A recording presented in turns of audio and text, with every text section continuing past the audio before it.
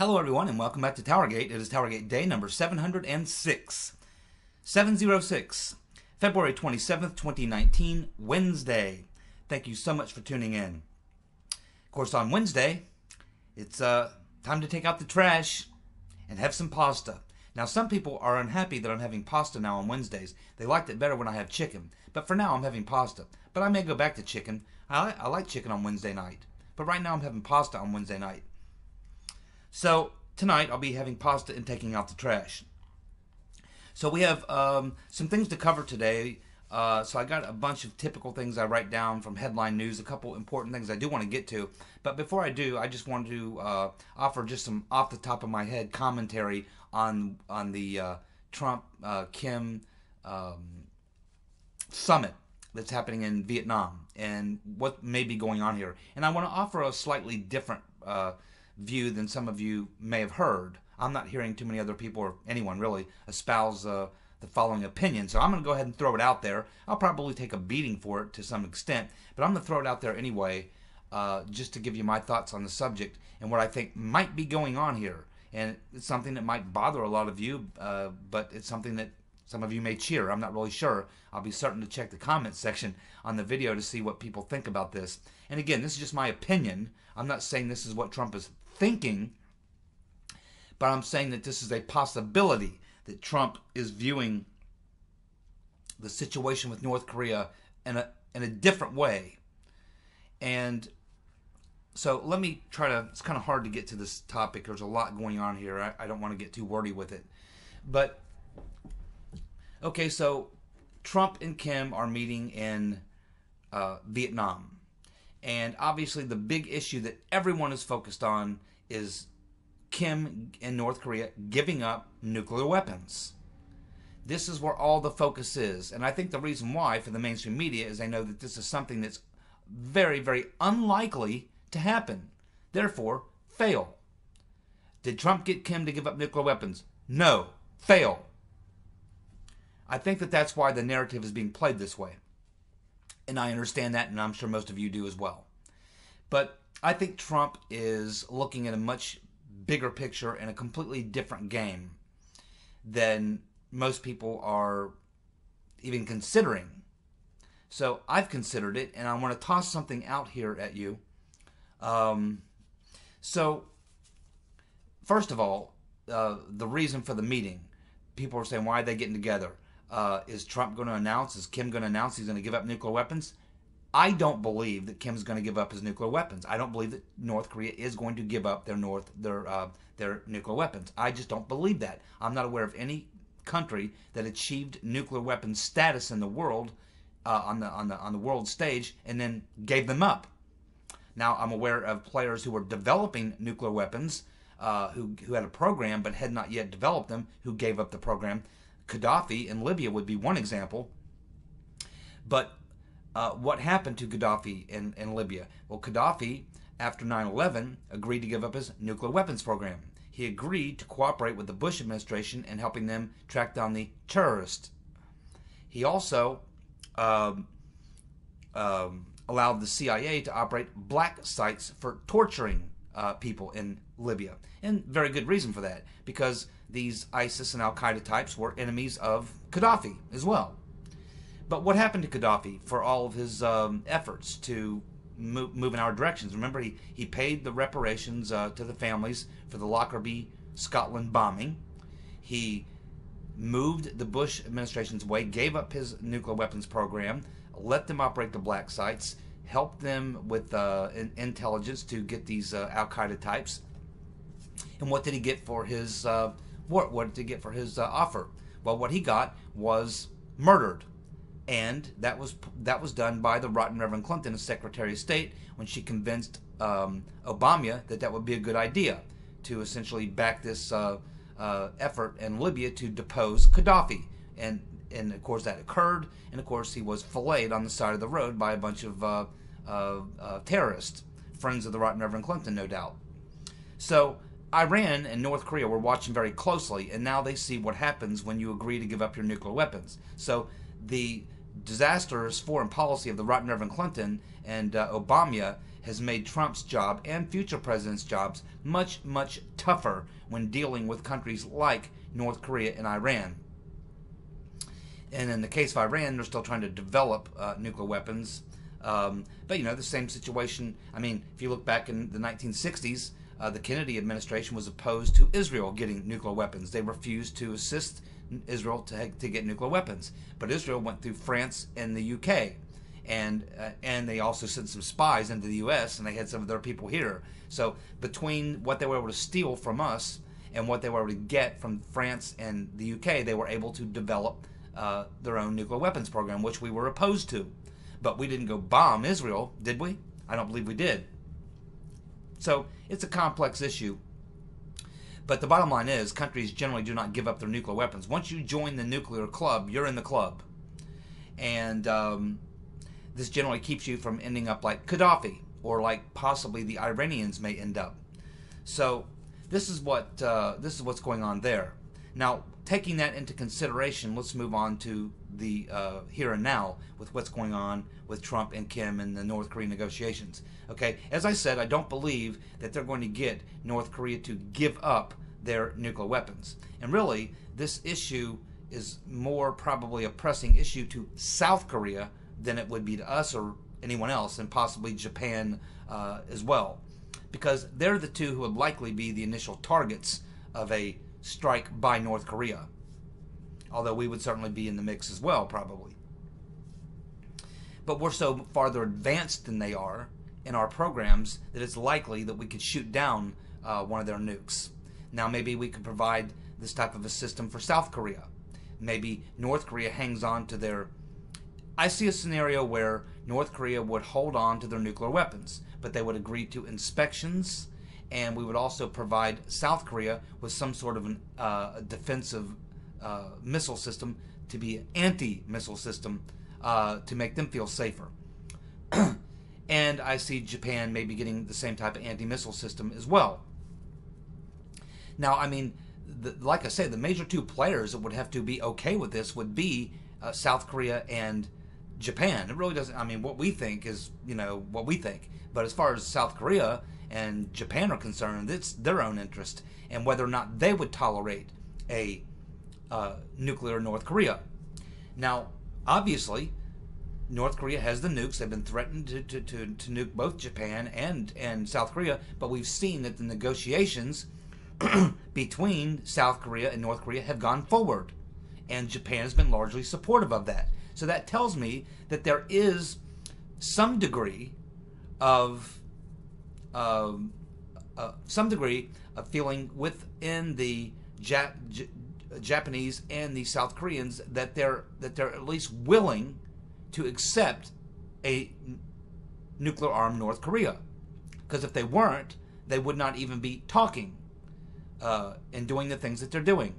So there's obviously some degree of acceptance there by South Korea and Japan.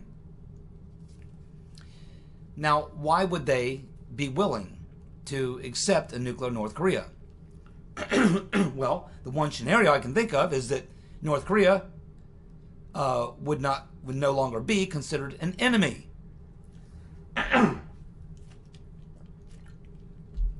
You see, up until this point, since the Bush 41 administration, we've been told that North Korea is the enemy, and they have to either give up their nuclear weapons program or we're going to go to war. Well, all that talk went on and on until finally in 2003, while we were looking for weapons of mass destruction in Iraq and not finding any, North Korea tested their first nuke. Okay? And then by 2003, 2004, they effectively had nuclear weapons. Now they have between 30 and 60 of them, as I understand. So now they are a nuclear power. Should that worry us? Yes, it should. But should it worry us any more than Pakistan having nuclear weapons? I mean, if there's any country where a nuke could fall into the hands of Islamic radicals, it would be in Pakistan, not in North Korea. Is Kim and the North Korean regime crazy? No, I don't think they're crazy.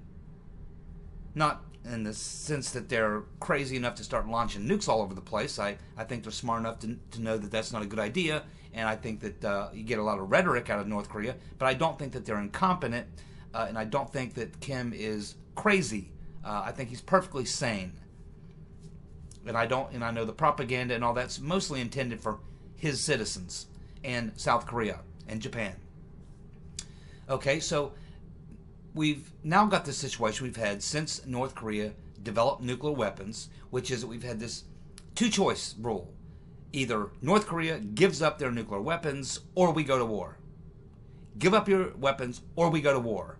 And nothing's even on the table to even discuss at all. Give up your weapons or we go to war. That's been the two options we've been given.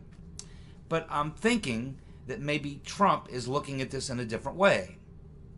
And that is that maybe there's another option, knowing good and well that countries rarely give up their nuclear weapons. First of all, you would have to check with the Japanese and the South Koreans, because they're the two who would be most affected by North Korea having nuclear weapons. And if their position was, no, we're not going to talk to North Koreans, we're not going to sign any agreements with the North Koreans, we're not going to have anything to do with the North Koreans as long as they have nukes. But apparently that's not the case, because North and South Korea have been having talks, and the Japanese have been supportive of it. So, obviously there's something else at play here. And I think what it may be is that Trump is not necessarily going to ask North Korea to, I'm sure he's asked, but I'm sure they've declined. And I'm sure he realizes that that's the same place that other presidents ended up. Give up your nukes or we go to war. And I think Trump's decided that that's just not a good place to be. There has to be something else. And I think the something else is living with a nuclear North Korea. Now, how would that be possible? Well, it would be possible if they were not an enemy. So maybe Trump's plan is to develop a friendly trading relationship with North Korea to get them to join the world community, to have reunification with South Korea, an official end to the Korean War. Then maybe we begin having trade with them. Maybe we begin helping them with their economy. Maybe we begin bringing them into the world economy and making them or having them, and we begin having a friendly, good relationship with them. At which point, they just become another nation that we have friendly relations with, that we trade with, which has nuclear weapons. I think that that's where this is headed. Now, North Korea would likely have to agree to weapons inspections and all these other things, the same things that we do with Russia and China, where we monitor each other's weapon systems. It's just to keep each other honest. And it's how the nuclear nations of the world sleep at night. Basically, they have friendly relations, and they share information about their nuke programs. And they're open about their nuke programs. They're not secretive. They're not buried and hidden away somewhere. Although all countries have these secretive programs, for the most part, they have an open exchange of share of information and intelligence about their nuclear programs to keep everyone honest, to avoid having an accident.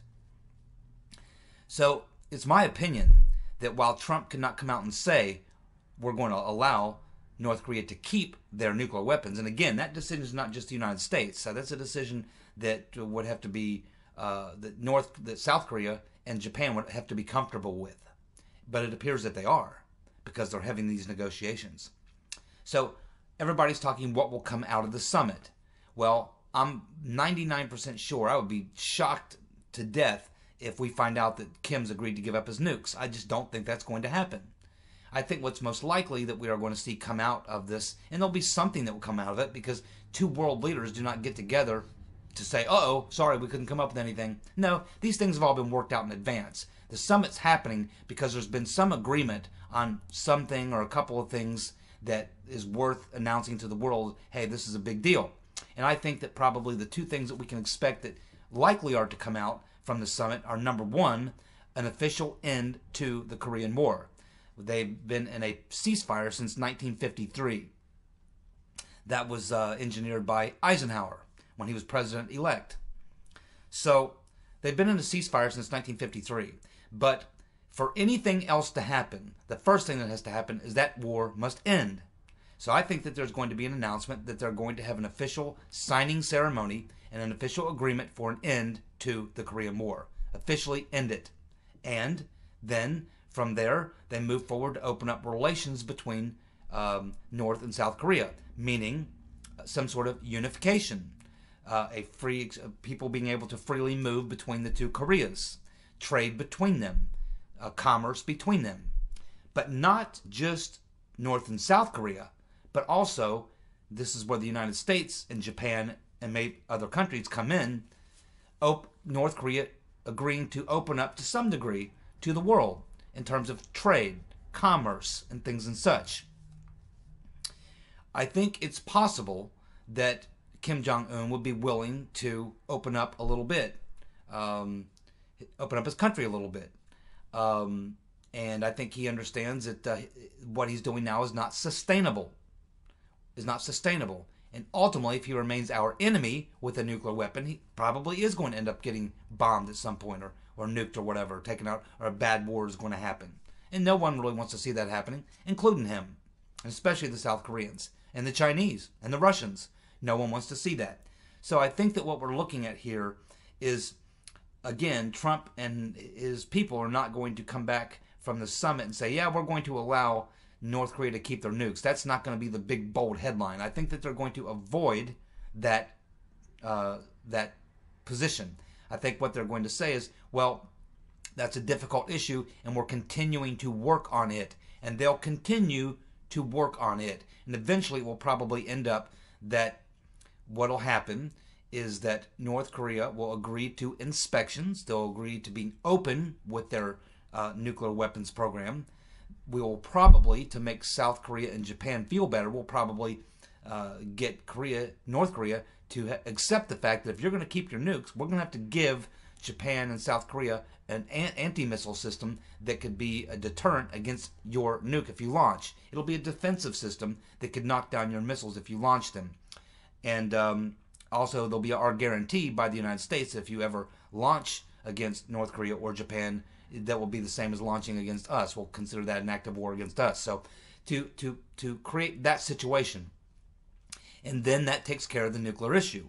The only thing is that North Korea would have to be seen by Americans and people in the West, the South Koreans and others. They would have to be seen as now a friendly nation, no longer a enemy, no longer someone who we have to worry is going to do something crazy and start a nuclear war. So I think that Trump's plan is to realize that this, either they give up their nuclear weapons or we go to war, is simply not something we can have. It's not going to work. It never has worked. It's gotten us nowhere. It's only making the situation worse, making the situation more dangerous. So I think Trump is thinking beyond that. And I think that what they're looking at is bringing North Korea into the world community and making them our friend and a trading partner, and a friend and trading partner with Japan and South Korea. And the two people who would have the biggest problem with this would be Russia and China. Russia and China, they don't really mind so much North Korea having nukes as long as they're our enemy. But if North Korea becomes a friend and trading partner to the United States and other Western countries, then all of a sudden China and Russia may not like North Korea having them nukes so much. It will change the dynamic completely. And I think that this is really what we are seeing. I think this is where we're going. I don't think they're going to come out and explain this. I don't think Trump's going to come out and say, yeah, this is my plan, is to let them keep their weapons, but to make them our friend. I don't think you can do that politically. I think what will happen is it'll be done, but it will be done without saying so. They'll say, yeah, we're working on the nuclear weapons issue, and it'll keep getting that, well, we're working on it, that type of thing, while all these other things move forward. End of the Korean War, reunification, free exchange of goods and people between the two Koreas, then expanding with having trade and some commerce with the United States, Japan, other Western countries, slowly bringing North Korea into the world community. And, of course, these assurances that we would be defending Japan and South Korea if the North ever launched a missile attack, and also providing South Korea and Japan with the anti-missile systems that could be a defensive mechanism, and also getting North Korea to agree to make their weapons program open. So weapons inspectors, other foreign countries can come in and inspect and things and such. So I think that this is really where this is headed, and it's the right policy in my opinion. Once someone's got nukes, they're not going to give them up. Kim Jong-un is he's a strange bird, but he's not suicidal. He's not crazy.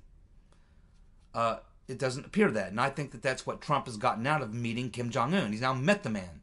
He can now say, okay, this guy is not a lunatic. He's pretty smart. He's not crazy. He's paranoid as hell, but he's not crazy. And if we could be friends with North Korea, they're just another friendly country with a nuclear program. I think that that's ultimately where this is all headed. We may not see this realized in Trump's presidency, even if he serves 2 terms. This thing is going to take a while to work itself out. But I do believe that's the direction that we're moving in. And I think it's the way to go. I think it's the right way to go. Unless you can do something to get North Korea to agree to give up their nukes, and I just don't know what that is. If Trump can pull that off, that would be a miracle. And I don't believe in miracles so much. So that's my take on it. I could be wrong, but that's my take on it.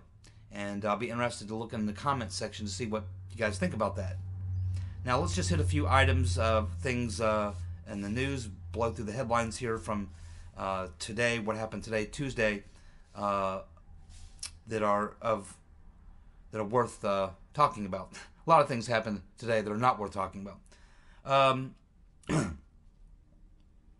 Well, we're hearing about the Cohen hearings. Of course, that's a big item today in the news. The Cohen hearings, we know it appears that Cohen is going to, Michael Cohen, Trump's former lawyer, Cohen apparently is going to accuse Trump of having a direct role in arranging a hush money payment to Saggy Daniels. Cohen is also going to say that Trump tried to manipulate his net worth and that he used racist language. Of course, as we know, one of the many things that Cohen did is he lied to Congress, one of the reasons he's going to jail. Of course, today Giuliani issued a scathing statement on Cohen, which I'm sure many of you read.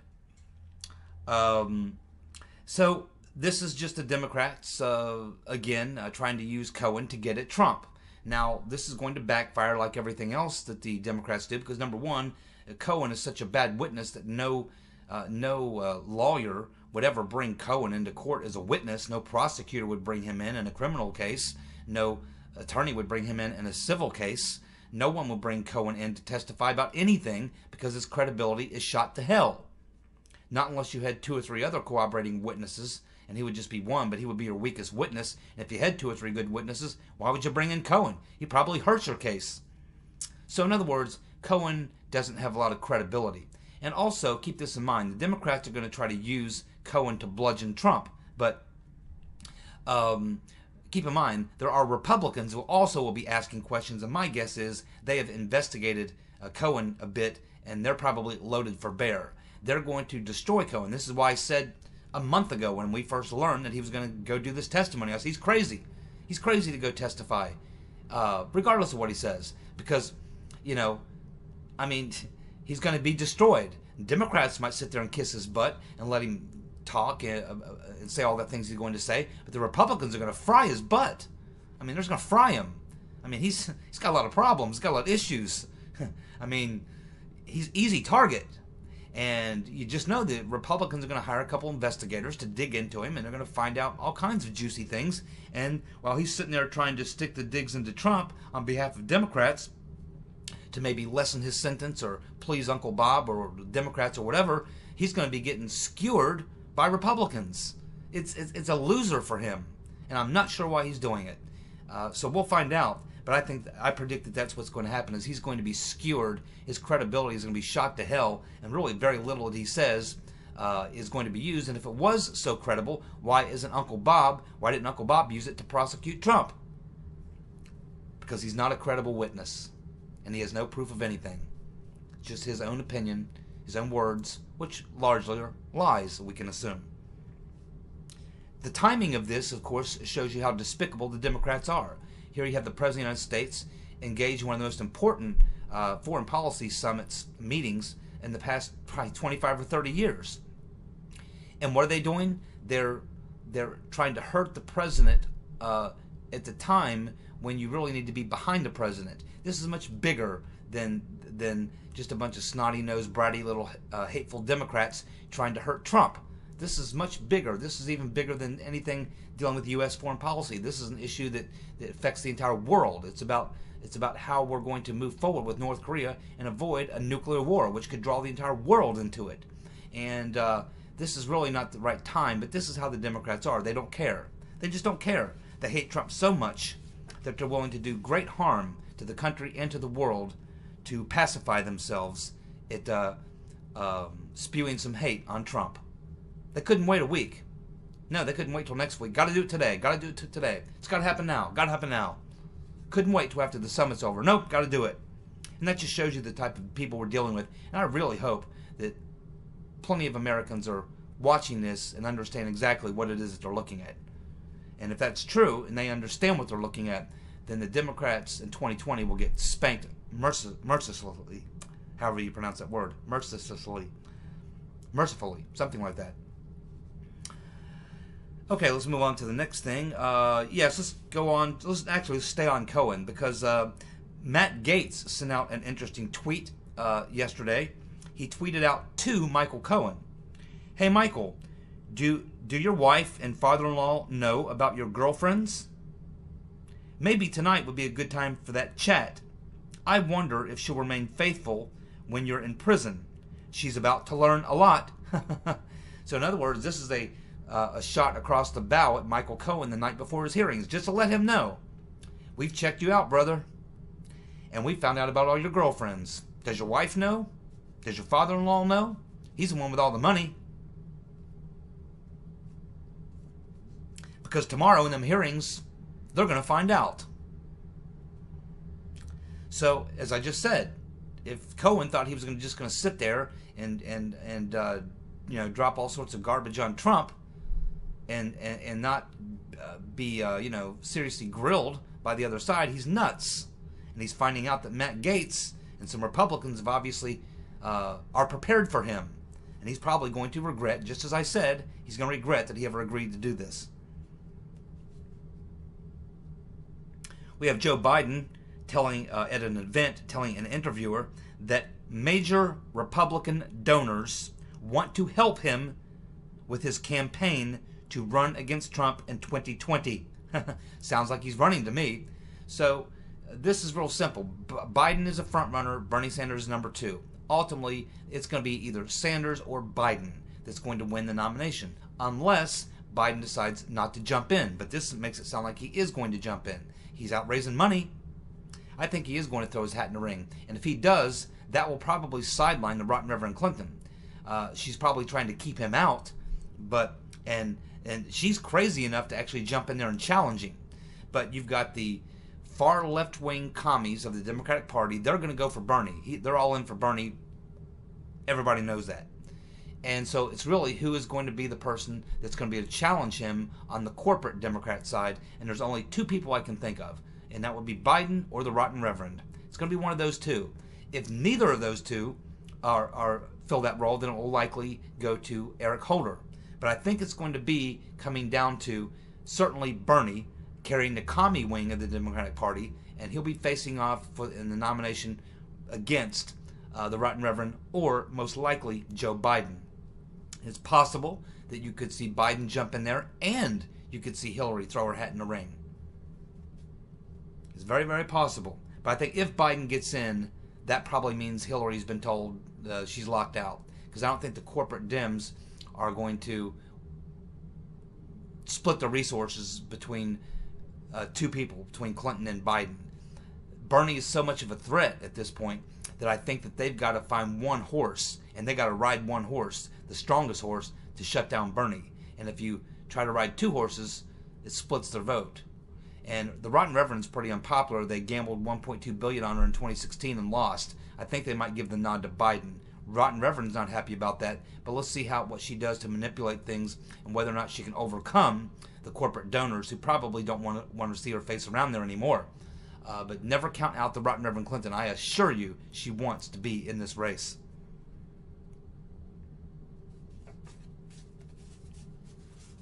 Let's see what else we got here. The Rotten Reverend Clinton wants public hearings on the Mueller report. Oh, do you, Reverend? Well, I'd like some public hearings on the dossier, who paid for it and how it was used. I'd like some public hearings on your private server and the classified information, including SAP programs that were on your server, illegal server. I would like some public hearings on who had hacked into your computer, like maybe the Chinese and others. I would like some public hearings, Reverend, on Uranium One.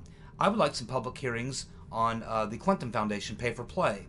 I would like some public hearings on the Rotten Reverend Clinton using various devices, BlackBerry devices, outside the United States when she was specifically told not to use them. I would like some of those hearings, Reverend. Now shut the hell up. Crawl back in your hole. Well, this is important. As you know, BuzzFeed was sued by Mr. Guvarev, as was Christopher Steele. There was a civil court hearing, which BuzzFeed ended up winning the case. The Steele case is still going on. But we're learning now, because of this civil case, that the so-called Steele Dossier that was published by BuzzFeed was not everything that was in the dossier. Apparently, in fact, surely, because of this evidence here, that's come out as a result of the civil hearing, BuzzFeed redacted, took out certain things from the so-called Steele Dossier before they published it.